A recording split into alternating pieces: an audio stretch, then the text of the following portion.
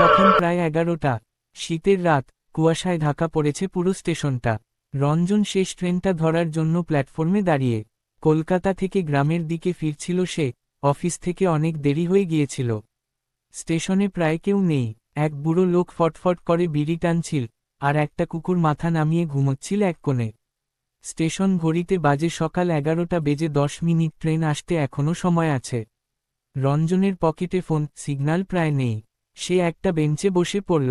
হঠাৎ তার চোখ পড়ল রেললাইনের ওপারে, একটা ধবধবে সাদা শাড়ি পরা মেয়ে দাঁড়িয়ে ঠায় তাকিয়ে আছে তার দিকেই।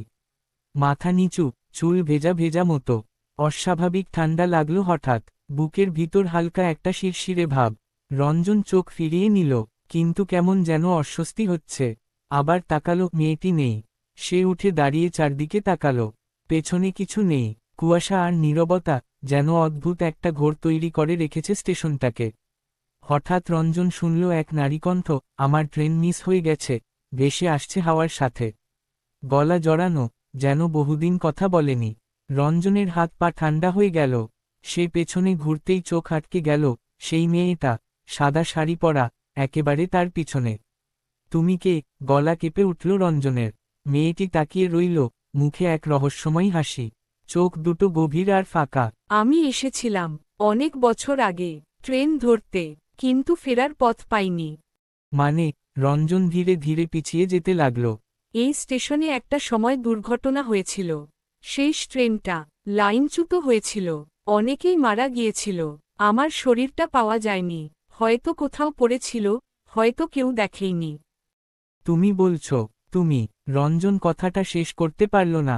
মেয়েটি মাথা হেঁট করে বলল, আমি আজও অপেক্ষা করি, কেউ যদি আমার জন্য দাঁড়ায়। আমার ট্রেন তো আর আসে না, কিন্তু যাদের ট্রেন আসে, তারা আমায় সঙ্গ দেয়। আজ তুমি এসেছ, রঞ্জন। তুমি আমার নাম জানো কিভাবে? মেয়েটি হেসে বলল। যখন টিকিট কেটেছিলে, তখন থেকেই আমি তোমার নাম জানি। রঞ্জন এবার দৌড়ে পালাতে গেল, কিন্তু পা যেন জমে গেছে। কুয়াশা ঘনীভূত হতে লাগল। হঠাৎ চারপাশে শোনা গেল অনেকগুলো কণ্ঠস্বর, চিৎকার, কান্না, ট্রেনের গর্জন, ধাতব শব্দ। এক মুহূর্তে চারপাশ পাল্টে গেল। স্টেশনটা আর নেই। রঞ্জন দাঁড়িয়ে আছে একদম অন্য জায়গায়, গায়ে গা লাগিয়ে দাঁড়িয়ে আছে শত শত ছায়ামূর্তি। সবাই তাকিয়ে আছে তার দিকে। সবার মুখে একটাই কথা, তোমার ট্রেন এসে গেছে, এখন উঠো। তারপর থেকেই রঞ্জনের কোনো খোঁজ পাওয়া যায়নি। পরদিন সকালে পুলিশ ও গ্রামের লোকজন স্টেশনে আসে। বেঞ্চে পড়ে আছে একটা জ্যাকেট, আর তার পাশে একটা ছেঁড়া টিকিট শেষ ট্রেনের। সিসিটিভিতে দেখা যায়, রাত সকাল 11:12 রঞ্জন একা বসে আছে বেঞ্চে।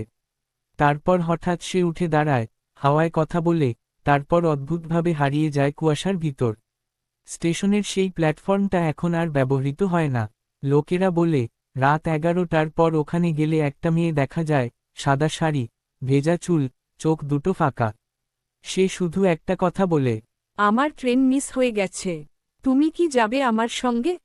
কেমন লাগলো গল্পটা? ভালো লাগলে সাবস্ক্রাইব করো।